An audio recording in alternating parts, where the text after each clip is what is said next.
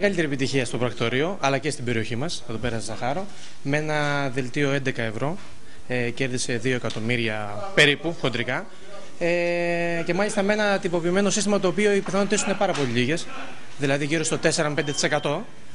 Και αυτό σημαίνει ότι άμα θέλει να τα δώσει, τα δίνει. Και με τόσο μικρό ποσό, 11 ευρώ μόνο. Ναι, και με 11 ευρώ, και το σημαντικότερο δεν είναι ότι είναι τόσο μικρό το ποσό, είναι ότι ήταν πολύ λίγες πιθανότητες στο συγκεκριμένο σύστημα. Δηλαδή είχε μόνο 4 με 5% πιθανότητες. Αλλά έκατσε που λέμε, και αν σου κάτσει. Το συγκεκριμένο σύστημα το επιλέγουν? Όχι πάρα πολύ. Και η αλήθεια είναι ότι όταν με ρωτάνε εμένα, δεν είναι αυτό που τους προτείνω. Υπάρχουν άλλα συστήματα τα οποία έχουν γύρω στο 20-25% πιθανότητες, οπότε είναι φυσιολογικό να τους προτείνω καλύτερα αυτά.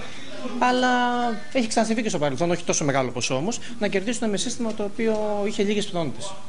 Σήμερα υπάρχει αυξημένη κίνηση στο πρακτορείο? Είναι νωρίς ακόμα. Να το μάθει πρώτα ο κόσμος. Γι' αυτό βάλαμε και στο. Ναι, όχι τόσο για να παίξουν ακόμα, αλλά περισσότερο για την περιέργεια. Την έχουμε και σαν λαός, για το ποιος κέρδισε. Εκεί σε μικρή περιοχή είμαστε, οπότε φυσιολογικό είναι.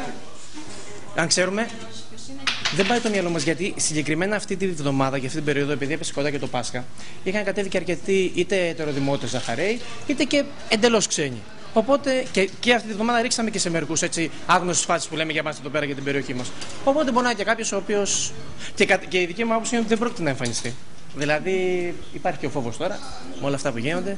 Οπότε πολύ πιθανό να πάει ο ίδιος πάνω στην πρωτεύουσα, στα κεντρικά, και να πάρει από εκεί. Είναι καταρχήν για τον ίδιο που κέρδισε. Έτσι. Λογικά δεν νομίζω να είναι και κάποιος άνθρωπος ο οποίος θα έχει και πολύ μεγάλη οικονομική δυνατότητα, οπότε είναι ακόμα καλύτερο. Και συνεχεία για το πρακτορείο. Για εμάς τη διαφήμιση, για την περιοχή που ακούστηκε. Εντάξει, να ακουστούμε για κάτι καλό εμείς, Ζαχαρία, γιατί όλο για κάτι φωτίζει, για κάτι τέτοιο ακουγόμαστε. Οπότε.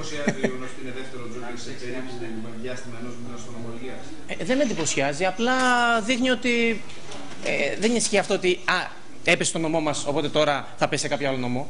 Άμα θέλει, και ξαναπέφτει σε ένα μήνα ξανά. Δηλαδή δεν νομίζω ότι υπάρχει.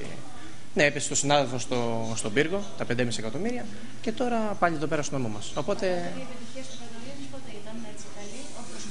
Όχι τόσο μεγάλη. Υπήρχε με 50.000 στο Extra 5, υπάρχει με 40.000 στο Κίνο, και επιδραχμών σε εθνικό λαχείο 20 εκατομμύρια στη δραχμές. Υπάρχουν διάφορα, αλλά είναι τεράστιο το ποσό αυτό σε σχέση με όλα τα υπόλοιπα.